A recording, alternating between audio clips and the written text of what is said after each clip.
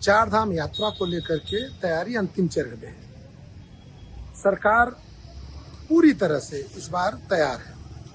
जिस तरह से निर्णय लिया गया कि चारों धाम के लिए अलग अलग एक एक आईएएस अधिकारी, सीनियर आईएएस अधिकारी को डिप्यूट किया गया है।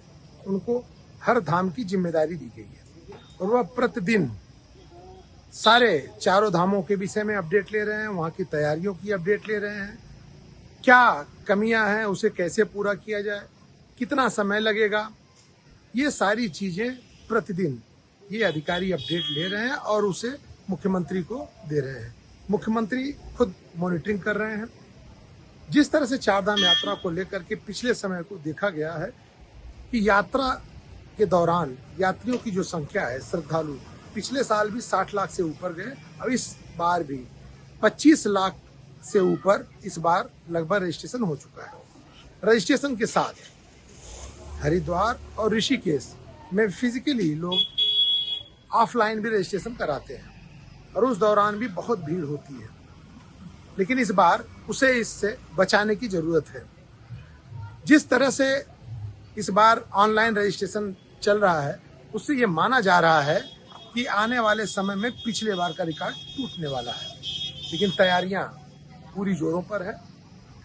इस बार हरिद्वार, ऋषिकेश के साथ विकासनगर और पहाड़ों पे भी कुछ जगह पे ऑफलाइन रजिस्ट्रेशन की बात की जा रही है।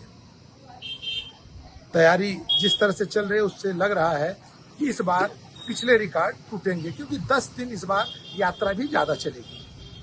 लेकिन यात्रा के दौरान मौसम को लेकर के, स्वास्थ्य को लेकर के गाइडलाइन पूरी जारी हुई है और उस गाइडलाइन को भी आपको देखने की जरूरत है कि क्या नियम है, क्या निर्देश है, कैसे यहाँ आना है।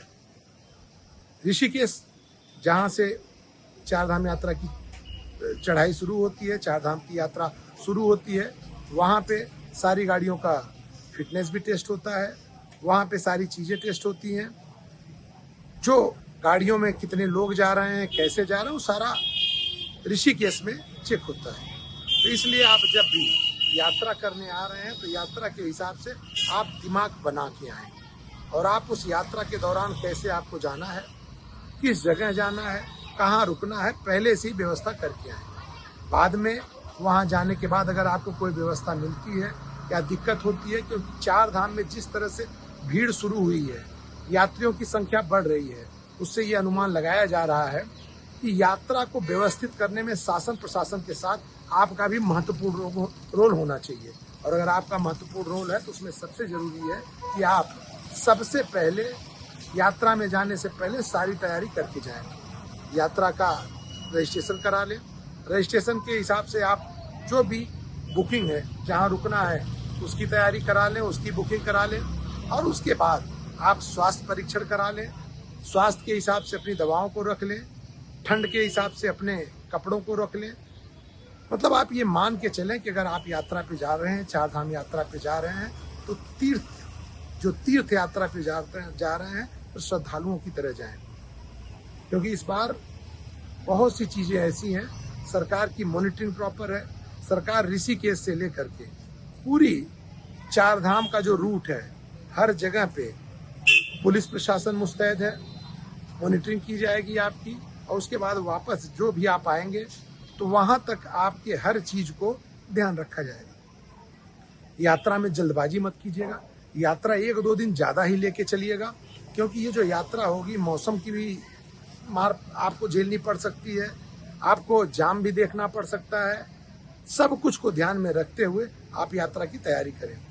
चारधाम यात्रा कहने को तो बहुत कठिन है, लेकिन सरकार ने बहुत मुश्किल कर रखा है और सरकार ने मुश्किल नहीं कर रखा है, बहुत आसान कर रखा है। और उस आसान यात्रा को अगर आप मुश्किल बनाएंगे तो उसकी जिम्मेदारी आपकी खुद की होगी। इसलिए आप चारधाम यात्रा पे आ रहे हैं तो सारे निर्देशों का पालन करिए। जो भी नियम कानून है उसको पहले से पढ़ के तैयार होके आइए। आपकी यात्रा बहुत आसान होगी। चारधाम यात्रा में आप आ रहे हैं तो गंगोत्री, यमुनोत्री, बद्रीनाथ, केदारनाथ, ये चारों धाम पे अगर आपको जाना है तो जो भी आपने समय लिया है उस समय में पहले से ही बताया जा रहा है कि मौसम और जाम को देखते हुए 1-2 दिन ज़्यादा लेके चलिएगा। अगर 2 धाम की यात्रा कर रहे हैं तो आपको बद्रीनाथ केदारनाथ जाना है, तो उसके हिसाब से भी आप समय को देख लीजिएगा।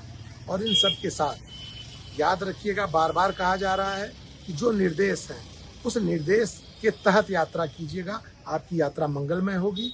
आप चारों धाम के साथ साथ उत्तराखंड की जो यहाँ की जो प्रकृति है, जो यहाँ की भौगोलिक स्थिति है, जो यहाँ का वातावरण है, उसका भी आनंद ले सकते हैं। धन्यवाद। देखते रहिए इंडिया न्यूज़।